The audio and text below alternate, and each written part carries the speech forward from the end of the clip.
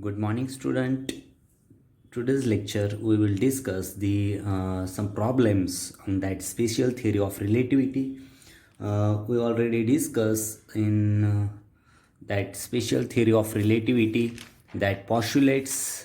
There are two postulates of theory of relativity. First postulate is uh, in that theory of relativity, we discuss the Galilean transformation. After that, we discuss the Lorentz transformation, some postulates of special theory of relativity. Then we discuss the length contradiction, uh, length contradiction, time dilation. After that, twin paradox. Then we discuss the relativity of simultaneity. Then we discuss the transformation of velocities. After that, we discuss the variation of mass with velocity.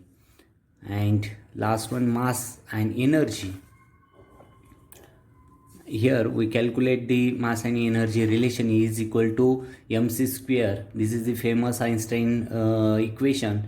After that, we already discussed the physical significance of that mass energy relation.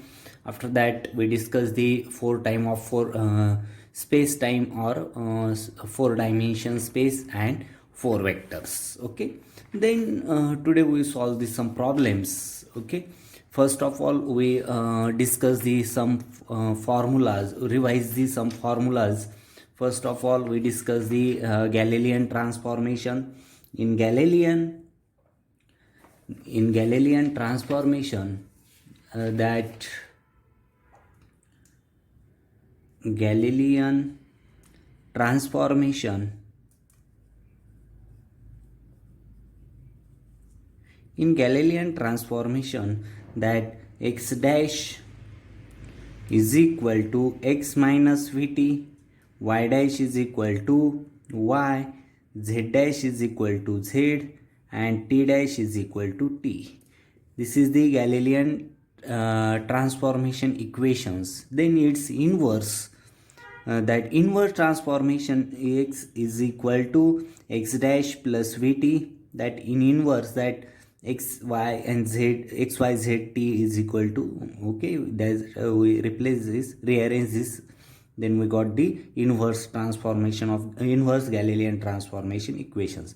Y is equal to y dash, z is equal to z dash, t is equal to t dash. This is the Galilean transformation. After that, we discuss the Lorentz transformation. In after that, we discuss the Michelson and Morley experiment. There are two hypotheses of that experiment, that also we discuss in one video. Okay, after that, we discuss the postulates of theory of relativity, right? In postulates, the first postulates is the principle of equivalence. That means the law of physics are the same in all inertial fluid. Law of physics.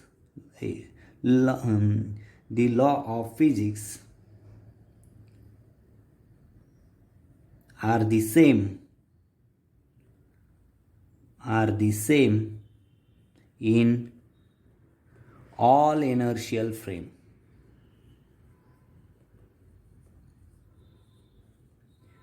Right, this is the principle of equivalency. Principle of equivalence.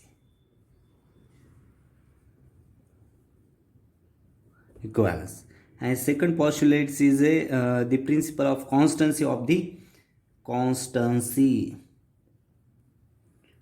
the speed of light. Constancy of the speed of light. That means speed of light in a free space is always constant. Speed of light in a vacuum or free space, in a free space is constant.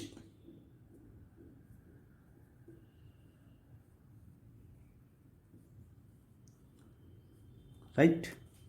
This is there are two important postulates in special theory of relativity. Then after that we discuss the Lorentz transformation. Lorentz transformation. Okay, in Lorentz transformation, that x dash is equal to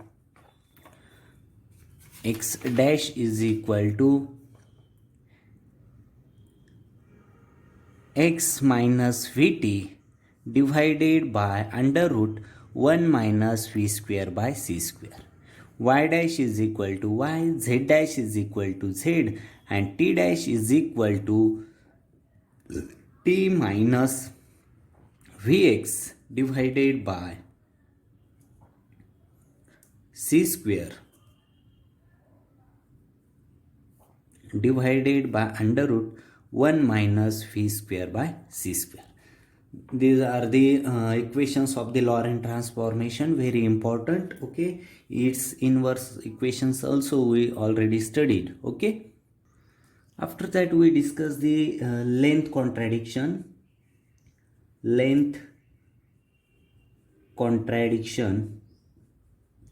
In length contradiction we already discussed the L proper length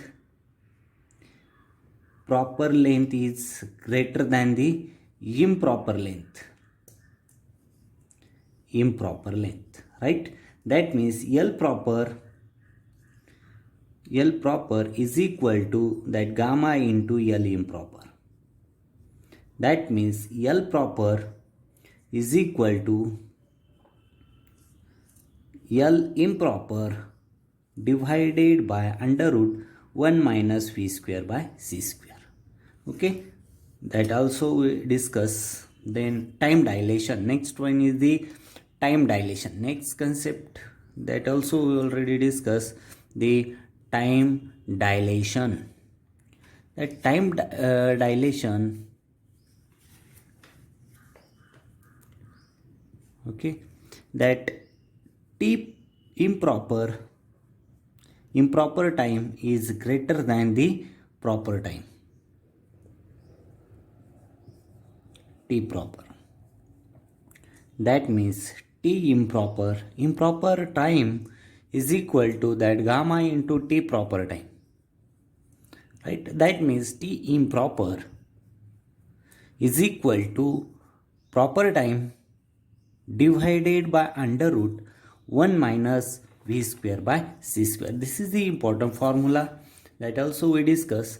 After that we already discussed the twin paradox. In twin paradox we a very interesting point in that special theory of relativity. After that we discuss the transformation of velocities.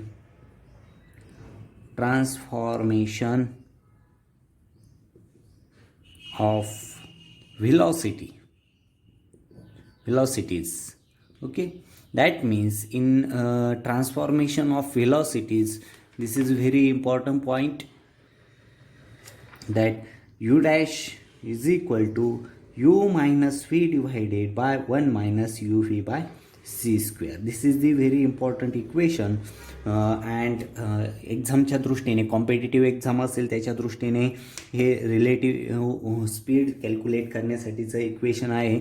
ते त्याच्यावरती खूप problems semester exam असेल किंवा competitive exam असेल त्याच्यावरती विचारले जातात. तेच आज आपल्याला डिस्कस करायचं आहे. ओके, ट्रान्सफॉर्मेशन ऑफ व्हेलॉसिटीजमध्ये बघा, आपण u dash is equal to u minus v divided by 1 minus u v by c square, हे खूप इम्पॉर्टंट इक्वेशन आहे आणि हेच आपण डिस्कस करणार आहोत. इथे बघा, दोन फ्रेम जे आहे, inertial frame yes and non inertial frame yes dash. Okay, ह्या दोन इनर्शियल आणि नॉन इनर्शियल फ्रेम आपण घेतल्या. आता इथे बघा यू काय आहे, व्हॉट इज, ह्या फॉर्म्युला समजून घ्या. ह्या फॉर्म्युल्यामध्ये यू काय आहे, व्हेलॉसिटी ऑफ पार्टिकल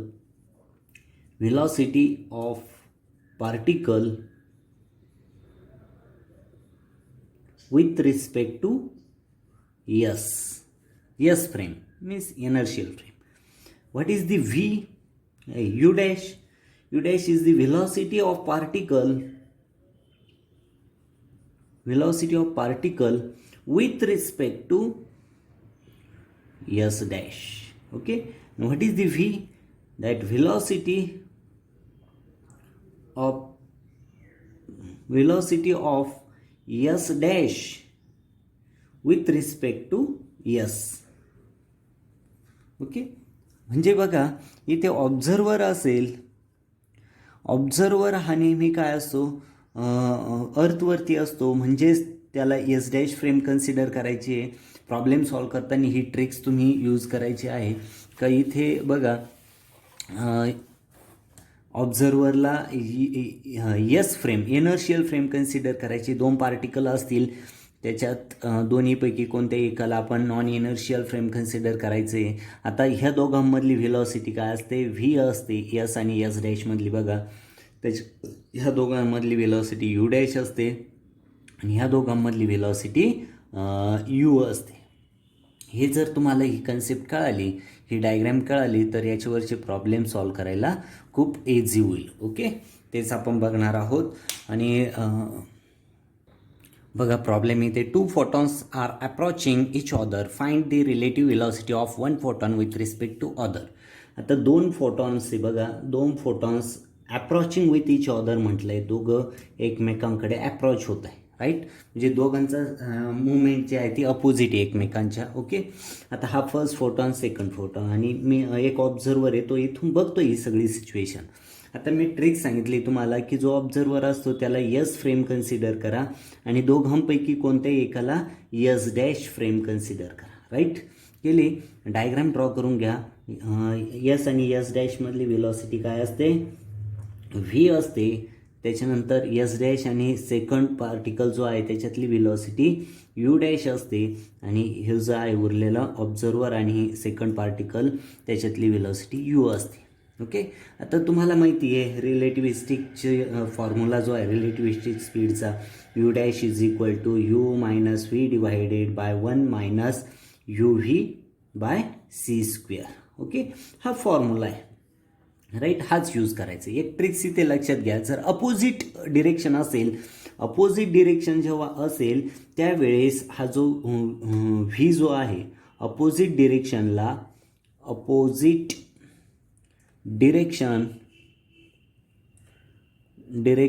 वेळेस हा व्ही काय घ्यायचा आपण? V take negative. Right, that means बघा इथे हाच फॉर्म्युला काय, u dash is equal to u dash. आता दोघांमधली इथे काय म्हटलंय, find the relative velocity of 1 photon with respect to other. डायग्राममध्ये बघितलं तर यू डॅशच कॅल्क्युलेट करायचं आहे. हे 2 फोटॉन आहे, त्यांच्यामधली रिलेटिव्ह व्हेलॉसिटी यू डॅश असेल, म्हणजेच u dash is equal to u minus v, opposite म्हणून मायनस मी घेतला आहे, 1 minus u into minus v divided by c square. Minus v का घेतला तर अपोजिट डिरेक्शन आहे म्हणून. जर सेम डिरेक्शन असेल तर तो व्ही पॉझिटिव्हच घ्यायचा आहे. Must remember this, that minus minus plus divided by 1 minus minus again plus u v by c square. Okay, then आता व्हेलॉसिटी ऑफ फोटॉन किती असते?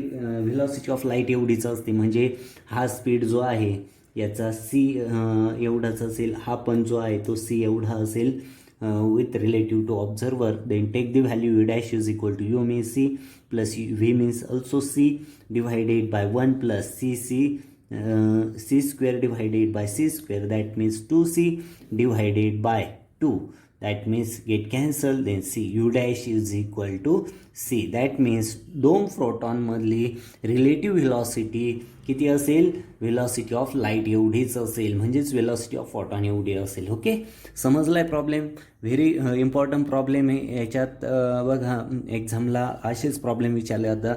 ही डायग्रॅम आणि ह्या ज्या काही ट्रिक्स सांगितल्या त्या तुम्ही लक्षात ठेवायच्या आहे. ओके, अनदर प्रॉब्लेम बघूया. इथे प्रॉब्लेम आहे बघा, 1 beta particle moving toward east with a velocity 0.95 c. Second beta particle is moving toward west with west direction with velocity 0.85 c. Find the relative velocity of beta particles. दोन beta particles दिलेले आहे, ते दोन beta particles आपण ह्याची diagram draw करू. हा one beta particle आहे, हा ईस्टकडे काय होतो आहे, मूव्ह होतो आहे. ओके, त्याची व्हेलॉसिटी ती दिलेली, हा ऑब्झर्वर असेल आणि मी बघतोय का हा एक बीटा पार्टिकल ईस्टकडे काय होतं आहे, मूव्ह होतो आहे. ओके, तर याची व्हेलॉसिटी जी आहे ती दिलेली आहे. ही ऑलवेज काय असते, यस फ्रेम असते. आणि बघा ही कोणतीही एक आपण यस डॅश फ्रेम कन्सिडर करू. ही सपोज व्ही, दोघींमधली व्हेलॉसिटी व्ही असते, ती किती दिली, 0.95. Okay, 95 c. समजलं आहे. ओके, देन त्याच्यानंतर सेकंड बीटा पार्टिकल मूव्ह होतो आहे वेस्ट डायरेक्शनला, त्याची व्हेलॉसिटी दिलेली आहे. हा याच्यातली यस आणि अदर पार्टिकलमधली व्हेलॉसिटी यू असते, राईट, आणि ती दिलेली 0.85 c. आणि दोघांमधली व्हेलॉसिटी जी असते ती यू डॅश असते, ती रिलेटिव्ह व्हेलॉसिटी डिराईव्ह करायची आहे. फॉर्म्युला बघा, u dash is equal to u minus v divided by 1 minus u v by c square. आता बघा इथे अपोजिट डिरेक्शन आहे, म्हणजेच u minus minus v divided by 1 minus u 1 minus u minus v divided by c square. म्हणजेच काय होईल, u plus v divided by 1 plus u v divided by c square. Okay, value substitute करू इथे. U dash is equal to you किती बघा, you is the you इथे दिलेला आहे 0.85 c plus 0.95 c divided by 1 plus u 0.85 c into 0.95 c divided by c square. That means u dash is equal to, हे calculation केल्यानंतर लक्षात येईल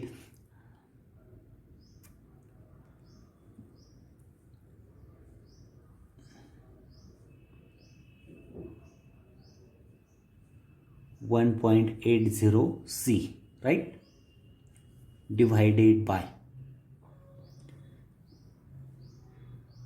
1.8075 c square divided by c square get cancel. That means u dash is equal to 0.9958 c. This is the relativistic velocity of that 2 beta particle. Okay, समजलंय कसं solve केलंय ते. आता same डिरेक्शनचं एक example बघूया आपण. थर्ड प्रॉब्लेम बघा. An electron moves to right with a speed of 0.95 c relative to the laboratory frame. A proton moves to right with a speed 0.7 c relative to the electron. Find the speed of the proton relative to the laboratory frame. आता इथे बघा व्यवस्थित read करून आपण diagram draw करणार आहोत आणि concept clear करणार आहोत. इथे बघा इलेक्ट्रॉन मूव्ज. आता लॅबोरेटरी फ्रेम म्हणजेच ऑब्झर्वर असतो. लॅबोरेटरी फ्रेम म्हणजे observer. This is the inertial frame. Okay, आता एक इलेक्ट्रॉन आहे, हा इलेक्ट्रॉन आहे, राईट, आणि हा इलेक्ट्रॉन काय होतोय, moves to the right with a speed. राईटकडे काय होतोय, मूव्ह होतोय विथ अ स्पीड किती, 0.95 c, right. Then relative to the laboratory frame म्हणजेच यस फ्रेमच्या रिलेटिव्ह तो राईटकडे असं मूव्ह होतोय, राईट. नेक्स्ट बघा, proton moves right. Proton moves right with a speed. Proton पण काय होतो, राईटकडेच मूव्ह होतोय 0. रिलेटिव्ह टू दी इलेक्ट्रॉन म्हणजे हा स्पीड दिलेला आहे. हा जर यस डॅश कन्सिडर केला तर ह्या दोघांमधला स्पीड म्हणजे यू डॅश दिलेला आहे, तो किती दिलेला आहे बघा, 0.7 c प्रोटॉन आहे, राईट.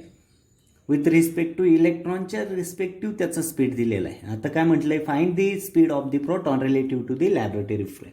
म्हणजेच इथे यू काय करायचं आहे, तुम्हाला डिटरमाइन करायचं आहे. अशी प्रॉब्लेम जो आहे तो रीड करताना तुम्हाला अंडरस्टँड झाला पाहिजे का कोणती टर्म दिलेली आहे, कोणती रिलेटिव्ह व्हेलॉसिटी दिलेली आहे आणि कोणती कॅल्क्युलेट करायची. ओके, आता फॉर्म्युला आहे तुमचा general u dash is equal to u minus v divided by 1 minus u v by c square.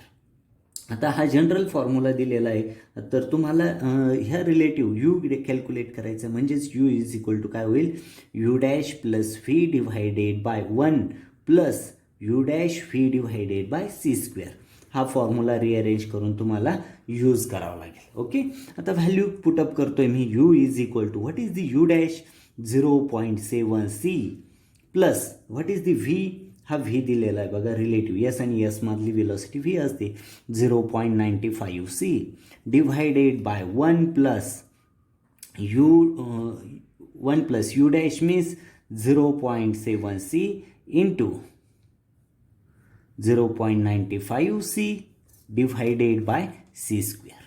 That means u is equal to हे सॉल्व करायचं आहे. सॉल्व केल्यानंतर 1.6 c okay divided by, sorry प्रॉब्लेममध्ये इथे 0 दिलेला आहे, 95 नाही तो 90च आहे, हा 90 दिलेला आहे, जस्ट माय मिस्टेक, ते 90 दिलेलं आहे 90.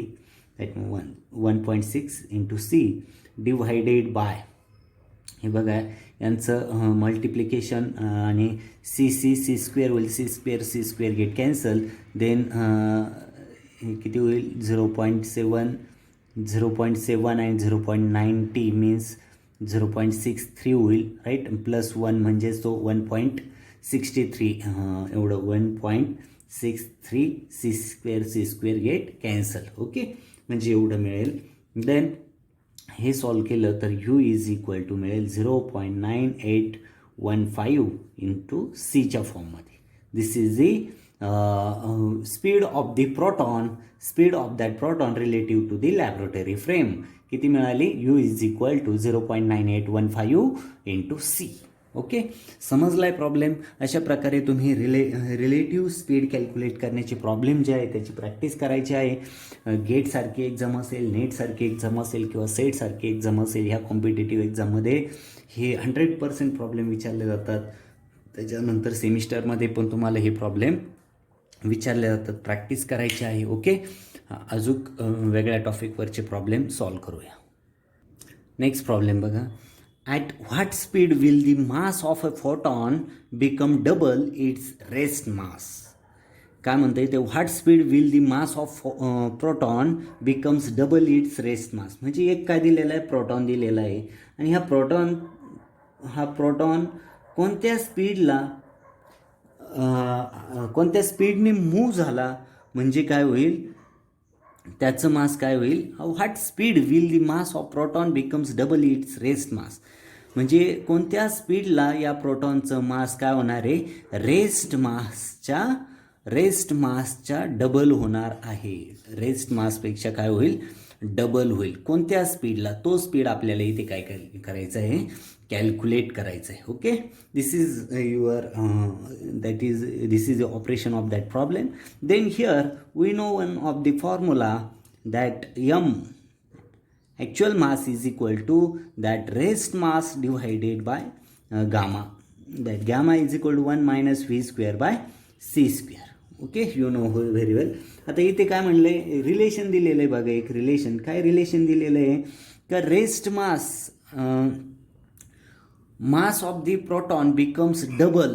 Mass of the proton is the double of that rest mass. That means m divided by m naught is equal to 2. Okay, हे रिलेशन एक प्रॉब्लेममध्ये दिलेलं आहे. ती ट्रिक्स जी आहे ती प्रॉब्लेममधली आहे. ही जर इथे घेतली, हा फॉर्म्युला रिअरेंज केला तर काय होईल, m divided by m naught is equal to 1 divided by √1 minus v square by c square. Value substitute करू इथे. m divided by m naught means 1, हे 2 is equal to 1 divided by √1 minus v square by c square. Squaring on both sides, then 4 is equal to 1 divided by 1 minus v square by c square. Then rearrange that equation. That means this term in here 1 minus v square by c square is equal to 1 by 4. After rearranging this, that means 1 minus 1 by 4 is equal to v square by c square. That means 3 divided by 4 is equal to v square by c square. That means v square is equal to 3 by 4 into c square. That means v is equal to under root 3 divided by 2 into c. Okay, substitute the value of root 3, divide by 2, then we got the v is equal to 0.866 into c as it is, and this is the velocity of that proton. Of that velocity, when that proton is moving with this velocity, then its mass will be double of its rest mass. Okay, समजलं इथे कसा problem कसं solve केलं आहे आपण तो. Okay, this is very simple problem. Some tricky problems आहे हा, त्याच्या ट्रिक्स वगैरे लक्षात ठेवायच्या आहे, कसं सॉल्व केलं आहे तो. असे सेम प्रॉब्लेम्स विचारले जातात. Okay, got it. Next problem बघा. A certain particle has a life time of 10⁻⁻7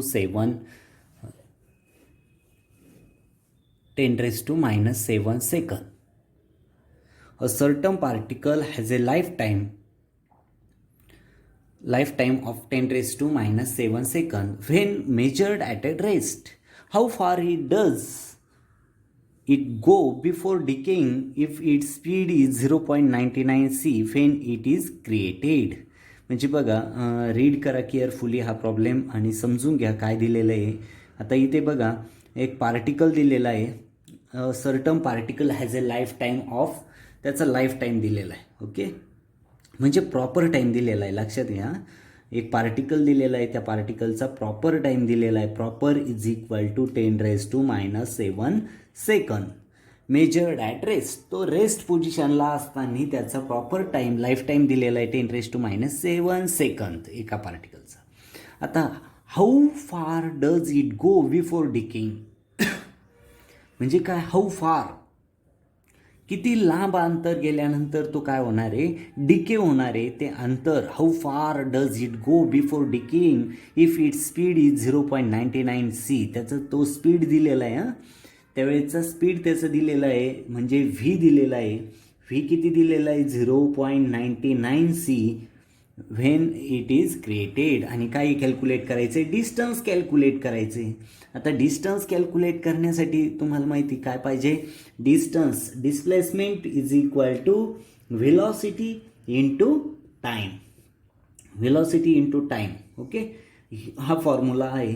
पण इथे आता बघा, टी प्रॉपर आणि टी प्रॉपर दिलेला आहे, म्हणजेच काय, या दोघांचं मल्टिप्लिकेशन करायचं की नाही. इथे आपल्याला टी इम्प्रॉपर जो आहे तो कॅल्क्युलेट करावा लागेल.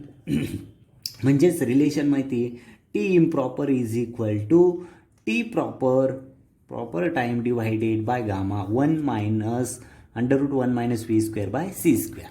आता इथे t proper is equal to, t proper दिलेला आहे म्हणजे 10⁻⁻7 डिवायडेड बाय √. इथे व्ही कायसाठी दिलेला आहे, ही गॅमाची व्हॅल्यू कॅल्क्युलेट करण्यासाठीच व्ही दिलेला आहे. 1 minus 0.99 whole square c square divided by c square. c square get cancel. That means here t improper is equal to 10⁻⁻7 divided by √1 minus 0.99 whole square, right? That means after solving this, that t is equal to t improper is equal to 7.088 into 10⁻⁻7 second, right? एवढा तो काय मिळाला आपल्याला, time मिळाला. Then displacement is equal to v into t. V किती दिलेला आहे, 0.99 c into T किती दिला आहे, टी कॅल्क्युलेट केलं आपण 7.088 इंटू 10⁻⁻7. सीची व्हॅल्यू पण सबस्टिट्यूट करा. D is equal to 0.99 c. c means 3 into 10⁻8. 3 into 10⁻8 into 7.088 into 10⁻7. Then after calculating this, we got the displacement 211 meter. Okay, this is simple problem. अशा प्रकारे थिअरी ऑफ रिलेटिव्हिस्टिकमध्ये वेगवेगळे problem जे आहे ते solve करायचे आहे. आपण बरेचसे प्रॉब्लेम सॉल्व केले, थेरॉटिकल पार्ट पण इथे आपण घेतला आणि इथे आपण हा चॅप्टर जो आहे थिअरी ऑफ रिलेटिव्हिटी हा इथे स्टॉप करतोय. ओके, म्हणजे संपवतोय, फिनिश करतोय. याची प्रॅक्टिस करायची आहे. If any doubt then ask me. Okay, thank you very much.